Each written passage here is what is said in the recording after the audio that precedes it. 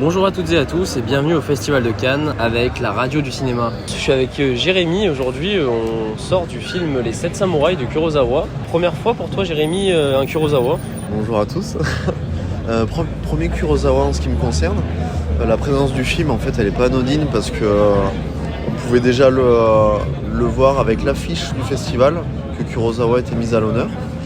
Cette année on a eu le droit aux 7 Samouraïs qui est sorti en 1954 pour les 70 ans en fait du film.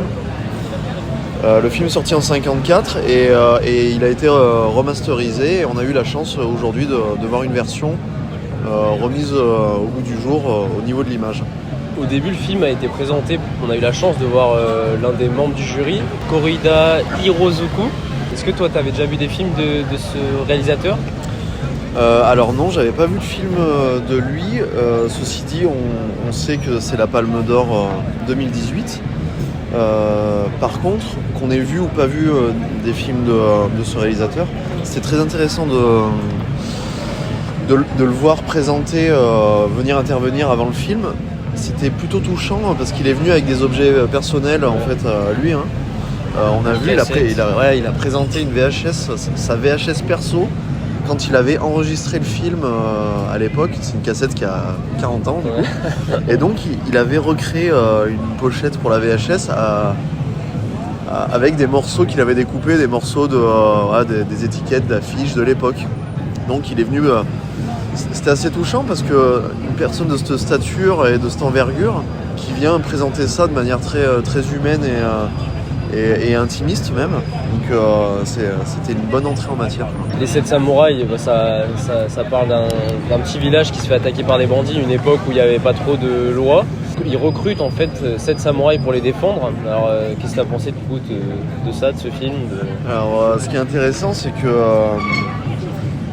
en voyant un film comme celui-ci, en fait c'est la base du cinéma actuel, donc il y a beaucoup de choses qu'on voit aujourd'hui qui pourraient soit être catégorisées de clichés ou on pourrait se dire voilà, qu'on a déjà vu et là c'est la base, ça vient tout poser, c'est sorti en 54, c'était nouveau à l'époque et donc il y a notamment des grands succès comme Les 7 mercenaires qui sont clairement des remakes de ce film là et même des choses plus récentes. Je me suis surpris à reconnaître que finalement Mille et une pattes, c'est ça en fait, c'est la même chose. Et on voit, voilà, quand on a un peu les nouvelles références, c'était sympa de faire le chemin inverse et de reconnaître un peu toutes ces petites refs inversées.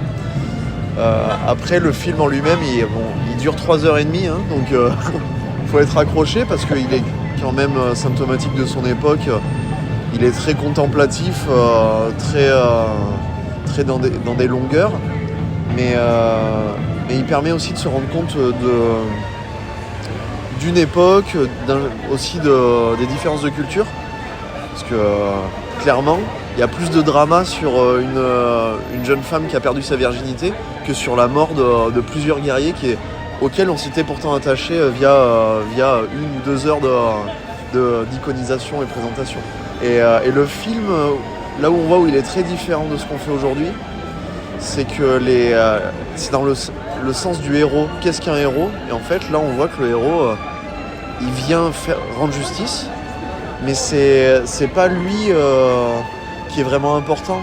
Tout le début du film, on voit le village, on suit pendant 1 heure des villageois qui vont venir chercher de l'aide.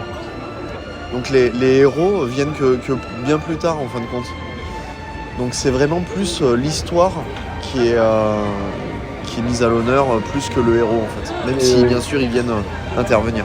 Aussi les paysans sont mis aussi à l'honneur, ils se défendent eux-mêmes, ils sont aidés des samouraïs, mais au final c'est plus les paysans qui sont les héros en fait de ce film. Comme le dit la dernière punchline du film en fin de compte, hein, le samouraï en chef qui dit c'était encore un combat perdu d'avance.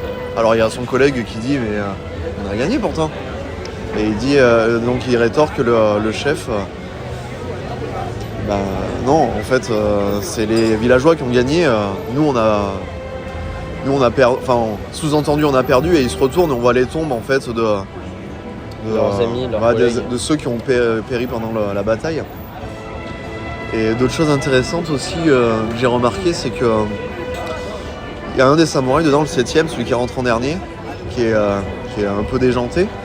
Mais sa façon de jouer, en fait, elle ressemble énormément à la façon qu'on a de faire des animés aujourd'hui.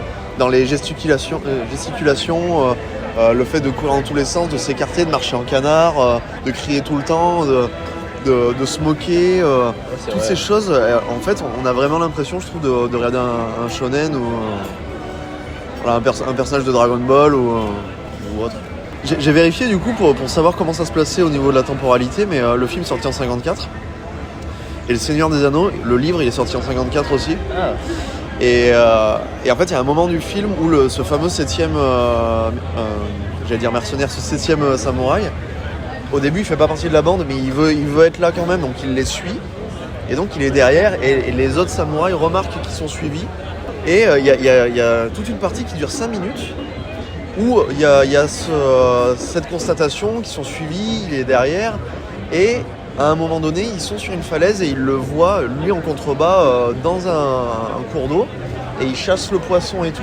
Et j'ai trouvé que on dirait vraiment Gollum dans Le Seigneur des Anneaux, qui les suit, la communauté de l'anneau sait qu'ils sont suivis. Gollum pêche le poisson et tout, et ce samouraï a aussi ce truc d'être très fier et très presque enfantin d'avoir réussi à choper le poisson, quoi. Alors est-ce que c'est une coïncidence ou pas? Mais dans le film qui est arrivé 40 ans plus tard, on a ça. Alors est-ce qu'il y a un lien à creuser? Les 7 samouraïs fait tout plein d'inspiration. Je pense aussi aux 8 salopards de Tarantino. Oui. Un film qui a marqué en tout cas. Et qui a posé même certaines bases peut-être du western en fait. Ouais, parce que c'est un western, c'est juste que ça se passe pas au Far West et que c'est pas la même époque, mais sinon c'est un western dans le sens où il y a un village, il est en danger, il y a des héros qui se retrouvent là presque malgré eux en fin de compte, et qui vont faire justice face à des bandits. On est clairement dans un western. Il y a des plans majestueux, de la nature. Il y a pas mal de plans séquences, des plans très longs aussi, basés sur le visage, sur la réaction. Il y a des moments où il se passe rien en fait, et comme dans un Sergio Leone, il se regarde juste et on essaie de capter ce qui se passe. Bah, merci Jérémy. Merci à toi, c'était un bon moment de cinéma. On vous conseille ce film du coup. Et pour une meilleure compréhension du cinéma actuel et pour nourrir sa culture complètement, allez voir Les 7 samouraïs.